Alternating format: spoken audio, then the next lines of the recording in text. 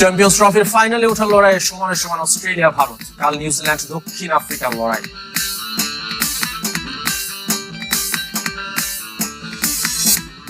Dhaka premier লিগে গাজী গ্রুপকে ঘুরিয়ে লেন্স অফ রূপগঞ্জের জয়, অশোভন আচরণে প্রাইম ব্যাংক কোচ অধিনায়কের জরিমানা।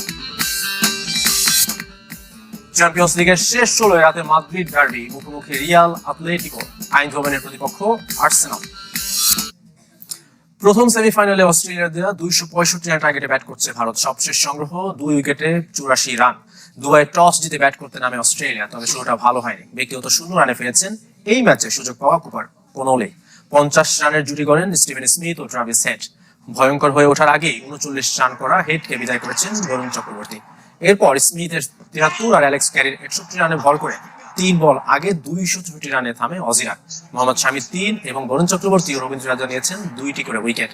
জয় ব্যাট করতে নেমে শুরুতে শুভমান গিলের উইকেট হারায় ভারত। এরপর অধিনায়ক রোহিত শর্মাও টিকতে পারেননি বেশিক্ষণ।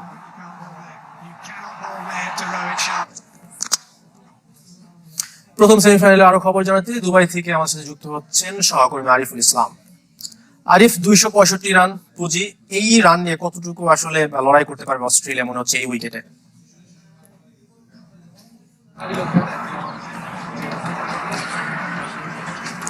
264 রান করেছে অস্ট্রেলিয়া, মেসি স্কোর না ওয়ানডের বিবেচনায়। তবে আজকের যে ম্যাচ সেমিফাইনাল, তার সেটাকে বিবেচনা করলে অবশ্যই এটা একটা কম্পিটিটিভ ম্যাচ হবে, এমনটা এখন পর্যন্ত বোঝা যাচ্ছে। এবং আর্লি যখন 2টা উইকেট পড়ে যাচ্ছিল, ভারত মনে হচ্ছিল চাপে পড়বে, এবং সেখান থেকে কোহলি এবং শ্রেয়াস আয়ার তারা চেষ্টা করছে একটা পার্টনারশিপ বড় করার জন্য।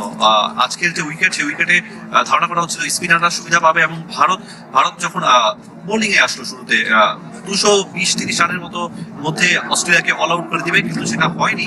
ভারতীয় বোলাররা সেটা করতে পারেনি। 264 রান যেটা অস্ট্রেলিয়া করেছে, এটা অবশ্যই এই মাঠে এই ম্যাচের বিবেচনায় কম্পিটিটিভ হবে এখন পর্যন্ত বোঝা যাচ্ছে। এবং কনলি তিনি একটা সারপ্রাইজ প্যাকেজ হতে পারে যদি এই ম্যাচটা অস্ট্রেলিয়া জিতে, কারণ তিনি এসে যেভাবে বল করছেন এবং তার সেই বোলিংটা কার্যকরী মনে হচ্ছে। এবং একই সঙ্গে অ্যাডাম জাম্পার রয়েছে, দুদলই আসলে কখনো কখনো ম্যাচের লাগাম একবার তাদের পাশে একবার অন্য পাশে এইভাবে যাচ্ছে। তো দেখা যাক শেষ পেশ কি হয়। কোহলির উইকেটটা ইম্পর্টেন্ট, এবং কোহলি শ্রেয়াস তো আছেন, এবং তারপরেও যদি দেখেন ভারতীয়দের ব্যাটিং লাইন আপ, সেই লাইন আপটা কিন্তু যথেষ্ট লম্বা, এবং সেটা অস্ট্রেলিয়া বোলারদের অবশ্যই চ্যালেঞ্জে ফেলতে পারে। আরিফ, আপনাকে অসংখ্য ধন্যবাদ। দর্শক, দুবাই থেকে আমার সাথে যুক্ত হয়েছিলেন আরিফুল ইসলাম। এদিকে কাল দ্বিতীয় সেমিফাইনাল, শ্রেষ্ঠত্বের মঞ্চে যেতে মুখোমুখি নিউজিল্যান্ড দক্ষিণ আফ্রিকা। সাম্প্রতিক পারফরমেন্সে ব্ল্যাক ক্যাপস এগিয়ে থাকলেও ইতিহাস পরিসংখ্যান প্রোটিয়াদের পক্ষে। তবে দক্ষিণ আফ্রিকারেরাই ইনজুরির হানা, গোড়ালির চোটে টুর্নামেন্ট থেকে ছিটকে গেছেন এইডেন মার্গ্রাম। এই ব্যাটারের পরিবর্তে জর্জ লিন্ডেকে দলে ফিরিয়েছে টিম ম্যানেজমেন্ট। লাহোরের গাদ্দাফি স্টেডিয়ামে ম্যাচ শুরু কাল বিকাল 3টায়।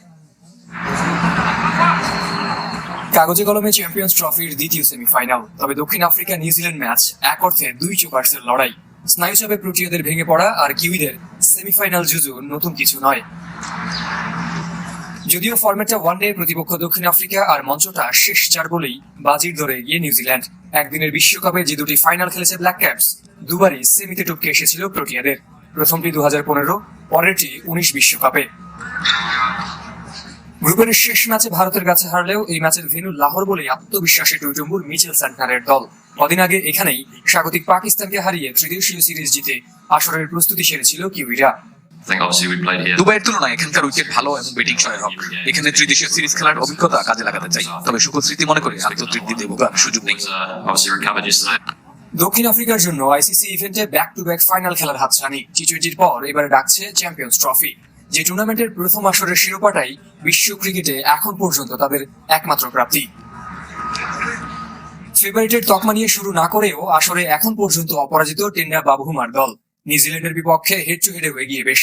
73 ওয়ানডেতে প্রোটিয়াদের জয় 42টি, যদিও শেষ 8 দেখায় সমানে সমান দল। গাদ্দাফি স্টেডিয়ামের সাম্প্রতিক পরিসংখ্যান দিচ্ছে রান বন্যার আভাস। এই ভেন্যুর গেল 4 ম্যাচের 3টির প্রতি ইনিংসে উঠেছে 300-ও বেশি রান, আর শেষটি ভেসে গিয়েছিল বৃষ্টিতে। যদিও আবহাওয়ার পূর্বাভাস বলছে বুধবার ঝলমলে থাকবে সিটি অফ গার্ডেন্সের আকাশ, আর তা ভুল প্রমাণ করে বৃষ্টি হলেও রিজার্ভ ডে তো থাকছেই। সাগর, চ্যানেল 24, লাহোর, পাকিস্তান। দেশের 1 নম্বর gas stove RFL gas stove, যা বেশি তাপে ফাটে না আর হ্যাসেল ফ্রি অটো ইগনিশন নিশ্চিত করে ঝামেলাহীন রান্না। আরএফএল গ্যাস স্টোভ, নিরাপদ ও ঝামেলাহীন। বিসিবির গেম ডেভেলপমেন্ট বিভাগে কাজের সুযোগ পেয়ে খুশি সাবেক অধিনায়ক হাবিবুল বাশার। বয়সভিত্তিক ক্রিকেটে ফলাফলের চেয়ে মানসম্মত ক্রিকেট তুলে আনায় গুরুত্ব দিতে চান তিনি। বাশার মনে করেন 2027 বিশ্বকাপের জন্য এখন থেকেই কাজ শুরু করা উচিত।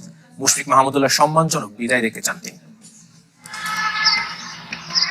দীর্ঘদিন নির্বাচকের দায়িত্ব পালনের পর নারী দলে কাজ করেছেন হাবিবুল বাশার। এবার তিনি গেম ডেভেলপমেন্টের প্রোগ্রাম কোঅর্ডিনেটর। পছন্দের দায়িত্ব পেয়ে খুশি সাবেক এই অধিনায়ক। দেশের ক্রিকেটের কালচারটা কিন্তু তৈরি গেম ডেভেলপমেন্ট এবং খেলাটা সঠিক শিক্ষাটা কিন্তু এখান থেকেই পেয়ে থাকেন এবং এখানে কিন্তু কাজ করার জায়গাটা সবচেয়ে বেশি। Happy to B here. Cricketer তুলে আনার ক্ষেত্রে বড় ভূমিকা রাখতে চান বাশার, তবে বয়স ভিত্তিক পর্যায়ে ফলাফলের চেয়েও প্রক্রিয়ায় বেশি জোর দিচ্ছেন তিনি। বর্তমান নির্বাচকদের সাথে মিলেমিশে কাজ করতে চান সাবেক এই নির্বাচক। গেম ডেভেলপমেন্ট নেক্সট লেভেল, আসলে রেজাল্ট ওরিয়েন্টেড জায়গা না, এখানে আসলে ডেভেলপ করার জায়গা। এখানে কি আরো ভালোভাবে শিখতে পারবেন সেটাই বেশি ইম্পর্টেন্ট। রেজাল্ট তো অবশ্যই গুরুত্বপূর্ণ, বাট সেম টাইম ডেভেলপ করাটা খুব বেশি গুরুত্বপূর্ণ। জাতীয় দলই সবকিছুর মূলে। মুশফিক মাহমুদুল্লাহর মতো সিনিয়ররা অবসর নিলে তাদের জায়গায় বিকল্প তৈরি, এমনকি প্রতিটা পজিশনে একাধিক ক্রিকেটার তুলে আনার ভাবনা হাবিবুল বাশারের। আইসিসি ইভেন্টে ধারাবাহিকভাবে ব্যর্থ বাংলাদেশ। 2027 বিশ্বকাপের জন্য এখন থেকে কাজ শুরু তাগিদ দিলেন বাশার। মাইকেল ক্লার্ক যখন আসছেন তখন দেখি মনে খুব ভালো করছে, ওয়ার্ল্ড কাপ জিতেছেন, বাট দেন অস্ট্রেলিয়া ডিসাইডেড জন্য আমাদের নেক্সট ওয়ার্ল্ড কাপের ক্যাপ্টেন কি হবে, সেখানে মাইকেল ক্লার্ক চলে এসেছে। আমি একটা উদাহরণ দিচ্ছি, নাম উচ্চারণ করছি। তো সব দেশে কিন্তু নেক্সট ওয়ার্ল্ড কাপে কারা খেলবেন, আমাদের নেক্সট ওয়ার্ল্ড কাপ ক্রিকেটে কি হবে, কারা খেলতে পারেন সেটা চিন্তা করে কিন্তু প্ল্যান করা। মুশফিক মাহমুদুল্লাহদের সম্মানজনক বিদায় প্রত্যাশা হাবিবুল বাশারের। ইকরাম হুসাইন, চ্যানেল 24, ঢাকা।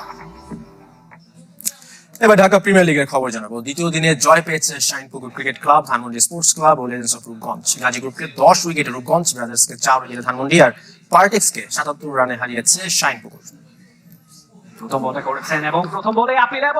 বিকেএসপির 3 নম্বর মাঠে টস হেরে ব্যাট করতে নেমে শরীফুল ইসলামের বোলিং তাণ্ডবে বিধ্বস্ত গাজী গ্রুপ ক্রিকেটার্স। 4 রানে হারায় 5 উইকেট। এরপর ওয়াসি সিদ্দিককে নিয়ে প্রতিরোধের চেষ্টা করেন তোফায়েল আহমেদ, কিন্তু তানভীর ইসলামের ঘূর্ণি জাদুতে 67 বল আগে মাত্র 93 রানে অল আউট হয় গাজী গ্রুপ। সর্বোচ্চ 26 রান করেন আব্দুল গাফফার। 2 অঙ্কের দেখা পেয়েছেন মাত্র 3 ব্যাটার। শরীফুল 4 আর নাহিদ ইসলাম নেন 3 উইকেট। জবাব দিতে নেমে তানজিদ হাসান তামিমের 46 বলে 65 রানের ঝড়ো ইনিংসে ভর করে কোনো উইকেট না হারিয়ে 217 বল আগে জয় পায় লেজেন্ডস অফ রূপগঞ্জ।